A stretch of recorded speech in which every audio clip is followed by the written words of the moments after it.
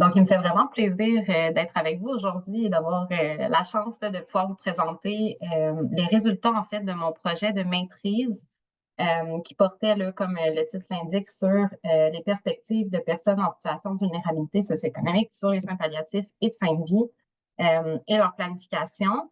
Mon projet de maîtrise était sous la direction de Sophie Dupéré et la co-direction de Diane Tapp à l'Université Laval. Je tiens aussi à remercier là, les différentes organisations qui ont soutenu cette étude-là de près ou de loin, dont le logo figure juste ici.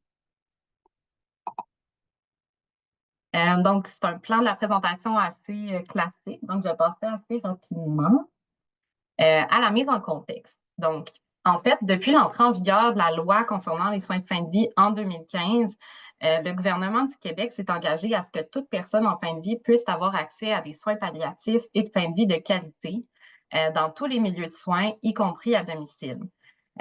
Les soins palliatifs et de fin de vie, ça fait partie intégrante de l'offre de soins de santé au Québec, puis donc, ils devraient être accessibles pour tout individu qui les requiert, peu importe son statut économique. Bien qu'un accès équitable à des soins de qualité devrait être disponible pour tous, il y a des études canadiennes et américaines qui démontrent une utilisation moindre des soins palliatifs et de fin de vie et des moyens de planification préalable des soins de fin de vie chez les personnes en situation de vulnérabilité socio-économique. Pourtant, les personnes en situation de vulnérabilité socio-économique, ça représente quand même une partie importante de la population. En 2015, au Canada, c'était 1 Canadien sur 8 qui vivait une situation de pauvreté. Plus récemment, au Québec, là, en 2021, c'était 9,9 des particuliers de 16 ans et plus qui étaient considérés comme étant à faible revenu. En 2019, c'est 8 des adultes canadiens qui déclaraient ne détenir aucun diplôme. Il est aussi connu que les populations vulnérables sur le plan socio-économique sont plus sujettes à des problèmes de santé chroniques, comme par exemple des maladies pulmonaires chroniques, des maladies circulatoires, le diabète, des problèmes de santé mentale et un usage plus important de drogue et d'alcool. On voit donc chez ces populations-là un vieillissement accéléré et des décès précoces, donc justifiant encore davantage l'importance d'offrir des soins palliatifs de qualité à ce groupe de population. Donc, par contre, comme je l'ai mentionné, les personnes en situation de vulnérabilité socio-économique, donc, ils ont une utilisation moindre de ces soins et de ces services-là. On sait que c'est des personnes qui sont confrontées à de multiples barrières d'accès aux soins de santé de façon générale, mais ces barrières-là peuvent également se manifester lors de la fin de vie. Par exemple, on peut penser à de la stigmatisation vécue au sein des milieux de soins, la normalisation de la mort, par exemple, chez certaines personnes en situation d'itinérance, des hésitations à consulter à la suite d'expériences négatives dans les services de santé et un manque de services adaptés à leurs besoins. Donc, cet ensemble de facteurs-là peut nuire là, notamment à leur accès aux soins. Les raisons de cette sous-utilisation-là des soins palliatifs et de fin de vie, ça demeure par contre toujours peu étudié. Par contre, on peut penser que l'accès aux soins palliatifs et de fin de vie, ça pourrait être influencé par notamment la littératie en santé, la connaissance que les gens ont de ces services-là et les façons d'y accéder, également leurs attitudes par rapport à ces soins et leur représentation antérieure. Il y a des études qui ont notamment suggéré que les personnes qui ont un niveau d'éducation plus faible, un revenu plus bas, une santé perçue comme mauvaise et des niveaux d'activité sociale plus faibles et qui font partie d'un groupe minoritaire pourraient avoir moins de connaissances sur les soins palliatifs et leur planification. On peut aussi penser que l'attitude à l'égard de ces soins-là, ça pourrait être lié aux connaissances ou aux croyances préalables en la matière. Donc, pour ce qui est du cadre théorique, je ne vous surprendrai pas en vous disant, en vous parlant de littératie compte tenu de la thématique d'aujourd'hui. En fait, le modèle de la littératie en santé a servi de cadre conceptuel de base à l'étude, en fait, parce qu'il permet de comprendre comment la littératie, bien, autant que ça va aller dépendre de plusieurs déterminants de la santé, comme le statut économique et l'éducation notamment, mais ça va également avoir des effets assez importants là, sur la vie des personnes. La littératie en santé, ça fait référence à la capacité à accéder à l'information en santé, la comprendre, l'évaluer et l'appliquer pour prendre des décisions concernant les soins de santé, la prévention des maladies et la promotion de la santé pour maintenir ou améliorer sa qualité de vie. Comme j'ai dit, ça a un effet direct sur l'état de santé et donc sur la qualité de vie des individus. Mais l'altération en santé va aussi aller influencer indirectement l'utilisation même des services. Dans notre cas, on peut penser aux services de soins palliatifs et de fin de vie. Elle va aussi aller influencer l'accès à l'information en santé, par exemple la documentation sur la planification des soins palliatifs et de fin de vie. On s'est également basé sur le cas de la littératie sur la mort qu'on a déjà abordé aujourd'hui, mais je vais repasser là, rapidement juste pour les gens qui peut-être n'ont pas pu assister aux premières conférences. Donc, la littératie sur la mort, ça désigne un ensemble de connaissances et de compétences qui permettent d'accéder à la compréhension des différentes options de soins palliatifs et de fin de vie et de décès et d'agir en conséquence. Donc, les personnes et les communautés qui ont des niveaux élevés de littératie sur la mort, ils ont des compétences spécifiques au contexte sur le système de soins palliatifs et de fin de vie, puis ils ont les capacités de mettre en pratique ces connaissances-là. La littératie sur la mort, c'est constitué de 4 fonctionnalités, comme on a déjà vu, les connaissances, les compétences, le savoir expérientiel et l'action sociale. Rapidement, les connaissances, on parle d'une meilleure compréhension des soins palliatifs et médicaux, des services qui sont offerts, des médicaments, des équipements qui sont disponibles, notamment pour les soins à domicile des personnes en fin de vie. Puis la compréhension notamment des politiques de santé publique liées au décès à domicile. Pour ce qui est des compétences, on parle de la capacité à mettre ces connaissances-là en pratique pour fournir des soins à une personne qui est mourante, à se connecter à la personne après la mort, à s'engager dans ce processus-là, puis dans les différentes options de soins et à avoir des conversations avec des amis, des proches par rapport à la fin de vie et par rapport à la mort. Pour ce qui est du savoir expérientiel, ça permet de voir la mort comme faisant partie de la vie, de normaliser l'expérience de soins palliatifs à la maison, la mort à la maison, puis d'avoir une appréciation plus profonde là, du rôle des amis et des proches lorsqu'on s'occupe d'une personne mourante à domicile. Puis la connaissance de la mort et ces connaissances, ça peut devenir une ressource que les gens vont aller utiliser pour leur bénéfice, mais aussi celui de leur réseau, de leurs proches. Ce qui désigne en fait l'action sociale qui peut être amenée par la littératie sur la mort. Donc, quand on prend soin d'une personne qui est en fin de vie, on peut autant développer nos propres connaissances sur la mort, mais également s'en servir comme opportunité, donc pour augmenter les connaissances et les compétences de nos proches. Donc, pour ce qui est de l'étude qu'on a menée, en fait, c'était une étude mixte en 2 volets. Donc, un premier volet quantitatif suivi d'un second volet qualitatif. Pour ce qui est du volet quantitatif, l'objectif était d'évaluer l'influence de la situation financière et du niveau de scolarité sur les connaissances, les attitudes et les représentations de différentes pratiques de soins de fin de vie et sur le fait d'avoir effectué une planification préalable des soins de fin de vie. Donc, pour réaliser ça, il y a des analyses qui ont été faites à partir de données récoltées par le biais d'un questionnaire en ligne. Le questionnaire était constitué de 2 vignettes évolutives. Donc, la première, c'était un patient qui était en phase terminale d'un cancer.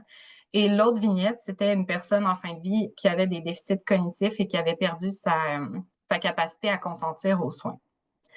Les questions portaient sur 5 pratiques de fin de vie. Donc, on parle de la sédation palliative continue, l'administration du protocole de détresse respiratoire, le suicide assisté, l'aide médicale à mourir et l'arrêt de traitement. Et les participants devaient répondre à des questions pour évaluer les 3 variables d'intérêt, donc les connaissances, les attitudes et les représentations. Pour ce qui est des connaissances, donc en fait, il y a un score moyen qui a été calculé à partir des éléments du questionnaire, donc qui visait à évaluer la capacité de la personne à identifier la légalité de la pratique dans le contexte qui était décrit, donc avec les 2 vignettes évolutives, ainsi que la capacité à identifier l'aide médicale à mourir parmi les différentes pratiques. Pour ce qui est des attitudes, en fait, on regardait l'attitude pour le patient de la vignette par rapport aux différentes pratiques et l'attitude pour soi dans le contexte du patient de la vignette. Puis pour ce qui est des représentations, en fait, c'était des réponses à des énoncés sur la fin de vie ainsi que sur l'admissibilité à l'aide médicale à mourir. Donc, pour les attitudes et les représentations, là, il y a des analyses de Key 2 qui ont été effectuées pour tester la relation entre la situation financière et le niveau de scolarité et ces différentes variables d'attitude et de représentation. Pour ce qui est du volet qualitatif, donc je vais vous le présenter tout de suite, puis après ça, je vais passer aux résultats. Donc, pour ce qui est du volet qualitatif, donc les objectifs étaient d'aller un petit peu plus loin suite au volet quantitatif, puis pour aller explorer avec des personnes en situation de vulnérabilité leurs croyances, leurs attitudes, puis leur représentation des soins palliatifs et de fin de vie. D'aller également vérifier en fait les résultats obtenus par le volet quantitatif et également là, d'aller explorer leurs besoins, c'est quoi leurs préoccupations au regard de la fin de vie et de la planification préalable de ces soins-là.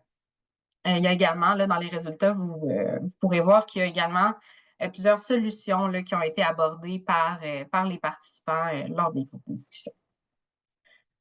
Donc, comme j'ai mentionné, c'est des groupes de discussion qui ont été réalisés pour répondre à ces objectifs-là. Donc, c'est des participants qui ont été recrutés en partenariat avec 2 organismes communautaires qui desservent des populations vulnérables. Donc, un organisme dans la ville de Montréal et un organisme dans la ville de Québec. Donc, c'est des discussions de 90 minutes qu'on a menées en présence d'intervenants de l'organisme. Donc, pour aider à la relation de confiance avec les participants, aider également à relancer les discussions. Le guide d'entretien était semi-dirigé. Donc, par exemple, j'ai débuté avec des questions à savoir si les gens ont déjà entendu parler de différentes pratiques de fin de vie. Si oui, qu'est-ce qu'ils en pensent? Est-ce qu'ils ont déjà eu des expériences par rapport à ce type de pratique-là? Donc, c'est un peu le type de questions là, qui étaient posées. Puis, des analyses thématiques inductives ont été réalisées là, par la suite. Donc, pour ce qui est des résultats, donc je débute avec les résultats du volet quantitatif. Donc, il y a eu 966 participants qui ont répondu. Là-dessus, il y en avait 270, donc 28,7 qui avaient un diplôme d'études secondaires ou moins. Donc, on a considéré comme étant, dans les analyses, la catégorie de faible niveau de scolarité. Il y a 42 participants, donc 4,4 qui se percevaient, c'était autodéclaré, là, qui se percevaient comme étant en situation de pauvreté. Ce qu'on a pu voir là, au niveau du score de connaissance moyen, donc qui était sur 14 là, dans le petit graphique que vous pouvez voir, c'est que les participants socio-économiquement défavorisés avaient en général un score de connaissance qui était moins élevé sur les pratiques de fin de vie. Donc, par exemple, si on regarde le score moyen qui était à 9,5 sur 14, donc 67,8 si on regarde le score des personnes en situation de pauvreté, qui était plus bas là, à 56,4 qui était le plus bas parmi les différentes catégories. Puis le score des personnes avec un faible niveau de scolarité était également plus bas là, à 58,5 donc 8,2 sur 14. Pour ce qui est des attitudes, en fait, la plupart des participants étaient en faveur des différentes pratiques de fin de vie dans les 2 vignettes, mais il y avait quand même quelques différences significatives qui ont pu être notées. Donc, dans la vignette 1, il y a plus de participants en situation de pauvreté qui étaient défavorables à la sédation palliative continue. Dans la même vignette, les personnes qui avaient un niveau faible d'éducation étaient aussi plus défavorables à la sédation palliative continue et plus favorables au suicide assisté. Elles étaient aussi plus susceptibles de demander l'aide médicale à mourir pour elles-mêmes. Pour ce qui est des représentations, donc la plupart des participants étaient en accord avec les énoncés qui présentaient une représentation positive de l'aide médicale à mourir. Parmi les participants qui étaient en situation de pauvreté, il y en a plus qui pensaient que la crainte de vivre les stades avancés d'une démence, ça devait être considéré comme une forme de souffrance qui était insupportable au premier stade. Elle pensait aussi que les décisions de soins pour un patient inapte à consentir doivent être fondées sur sa situation actuelle, indépendamment des préférences qu'il aurait pu exprimer lorsqu'il était encore apte. Finalement, je vais vous présenter certains énoncés de représentation par après, mais avant d'y passer, juste mentionner qu'on a fait des analyses également pour voir là, pour la planification préalable des soins s'il n'y avait pas des analyses là, qui ressortaient comme étant des associations statistiquement significatives. Puis en fait, ce qu'on a vu, c'est que la majorité des personnes qui ont participé n'avaient pas eu recours à la planification préalable des soins. Puis il n'y avait pas d'association statistiquement significative non plus entre le niveau de scolarité et le recours à la planification préalable des soins. Là. Donc, ça n'a pas été significatif de ce côté-là. Également, ben, c'est sûr qu'il y a une limite principale à ce volet-là. Donc, l'échantillon a été quand même, bien qu'il était assez important en nombre, possiblement, il était peu représentatif. Donc, par exemple, il y avait 92,3 % de femmes et on parle de seulement 42 participants en situation de pauvreté. Pour ce qui est des représentations, juste pour vous donner une petite idée, en fait, des énoncés, parce que ça peut être difficile de se les imaginer, là. Donc, par exemple, pour les représentations liées à la fin de vie, on pouvait dire notamment la vie humaine doit être préservée en toutes circonstances, toute personne a le droit de choisir comment elle veut mourir, puis en tout cas, d'autres énoncés comme cela. Les chiffres en parenthèse, c'est les réponses positives là, des participants de façon générale, là, indépendamment de leur catégorie socio-économique ou d'éducation.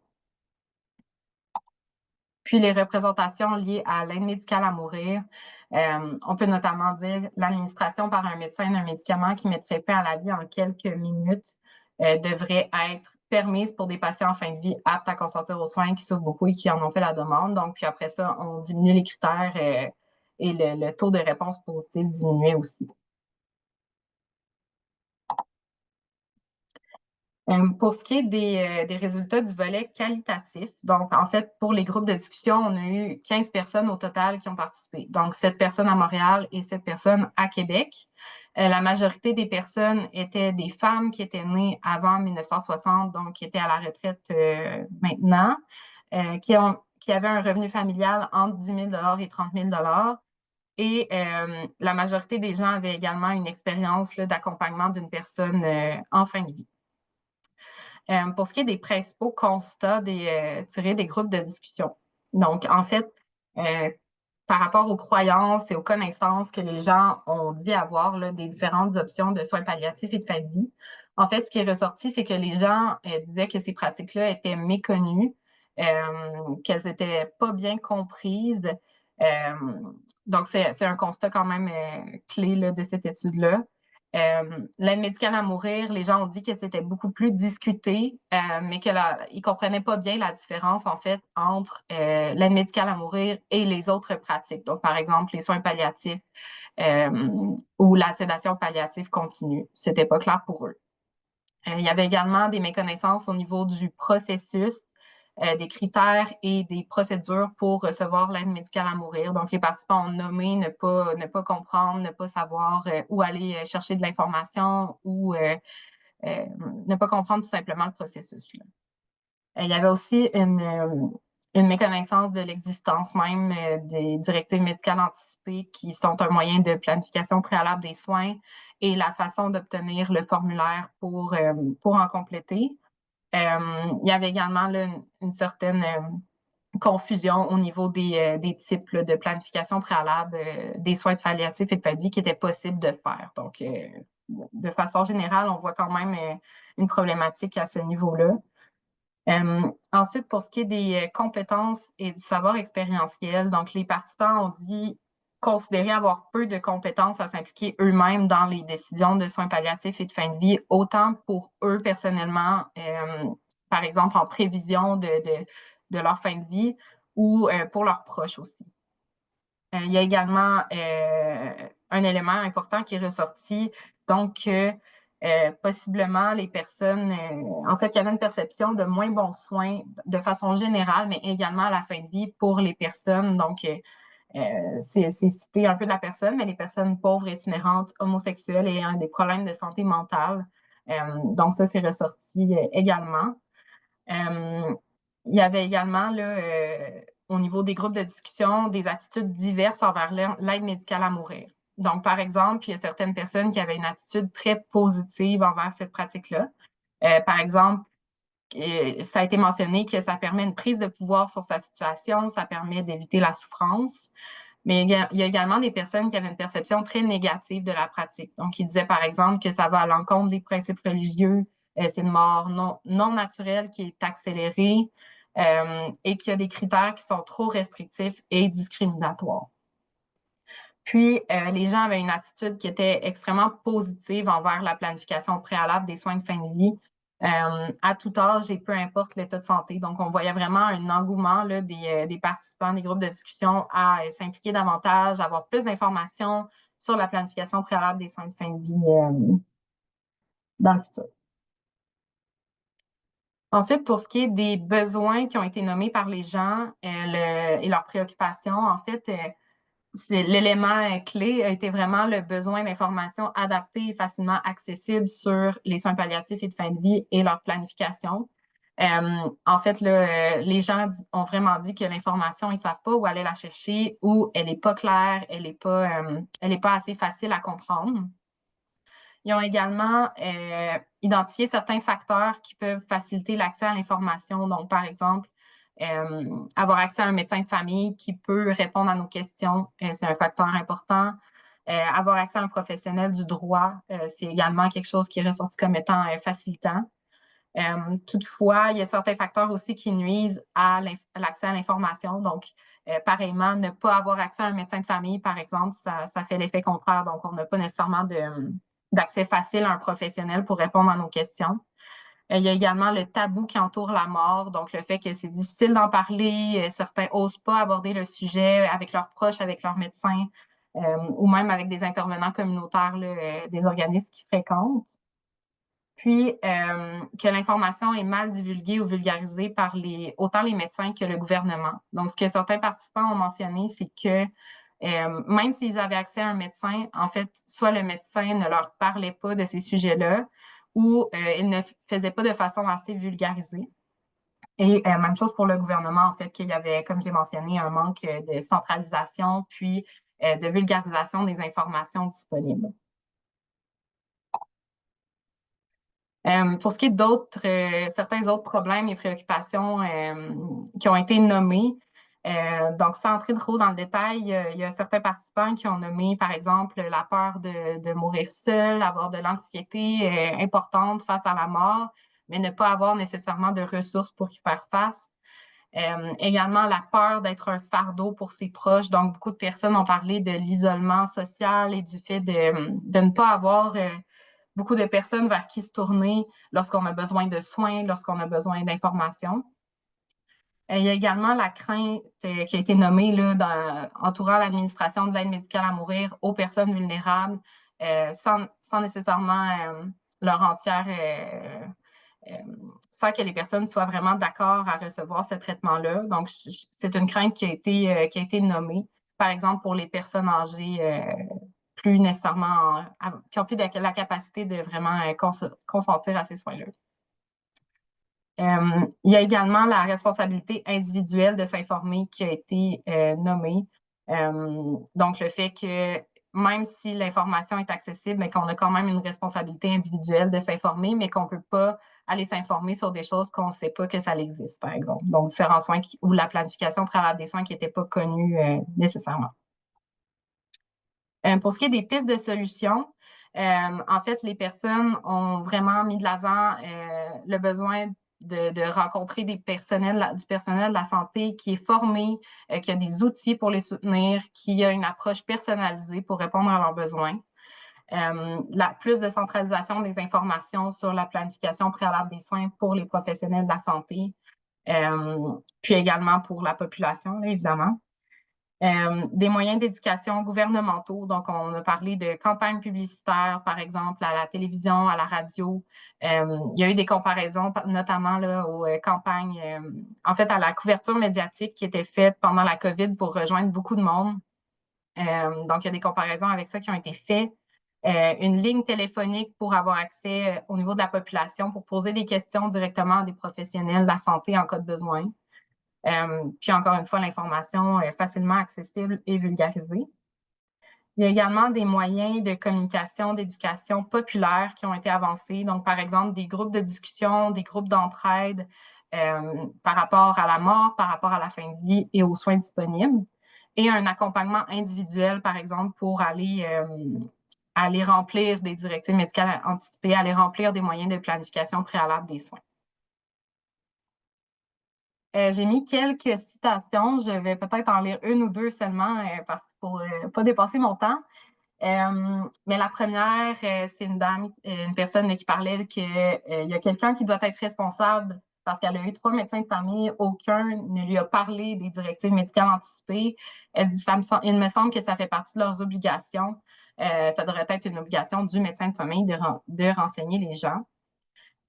Ensuite, on a une citation donc, qui dit « Dans tous les soins dans le ministère de la Santé, quand tu es pauvre, que tu es itinérant, homosexuel, tu subis des préjudices. C'est un milieu très conservateur.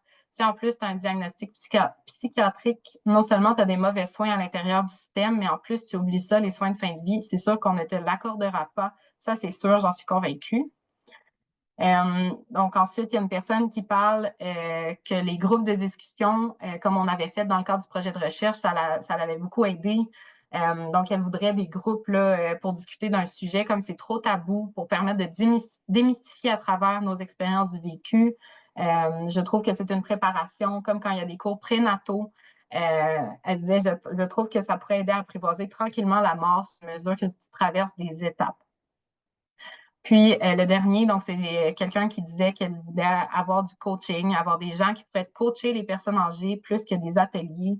C'est bien des ateliers, mais de là à aller remplir les directives médicales anticipées, même si c'est un atelier, tu vas pas plus être capable après, ça prendrait des personnes qui aident. Donc c'est un peu pour illustrer les différentes choses qui ont été abordées. Puis pour ce qui est des implications, des conclusions de cette étude-là, en fait, c'est que les personnes en situation de vulnérabilité socio-économique détiennent possiblement moins de connaissances sur les pratiques de fin de vie, ce qui pourrait constituer une barrière pour comprendre, pour agir, pour prendre des décisions éclairées sur les soins de fin de vie. Les personnes se sont dites grandement préoccupées par les enjeux qui entourent la fin de vie et la planification et considèrent avoir un urgent besoin d'informations adaptées puis sur tous ces soins, sur la planification et un accès qui serait facilité à ces services-là. Donc, pour leur permettre de se préparer à la fin de vie, d'effectuer leur planification préalable des soins. Puis ça rappelle vraiment l'importance d'aller agir là, au niveau, par exemple, des professionnels du milieu de la santé, des professionnels du milieu communautaire, pour assurer vraiment une équité d'accès aux soins de fin de vie et répondre aux besoins de tous les patients. Donc, c'est sûr que particulièrement les personnes qui ont un niveau de littératie en santé inférieur, qui ont plus de difficultés à aller comprendre les soins, comprendre les termes médicaux qui sont utilisés et les informations de santé de base. Donc, c'est certain que ça prendrait des informations assez claires pour ces populations-là. Puis on peut faire appel, par exemple, là, au rôle de plaidoyer là, pour le droit à l'information des professionnels de la santé pour faire sûr là, que chacun puisse mourir dans la dignité à cet effet. Si jamais il y en a parmi vous qui sont intéressés à consulter plus en détail là, les résultats, donc il y a déjà une publication qui a été faite sur la partie quantitative du projet qui est illustrée juste ici. Il y a également mon mémoire de maîtrise là, qui a été publié en 2023, dont le lien est ici. Puis, il y a un article là, qui est en finalisation qui va être soumis sous peu sur les résultats qualitatifs. Donc, c'est à venir à ce niveau-là. Voilà. Donc, ça fait le tour pour moi.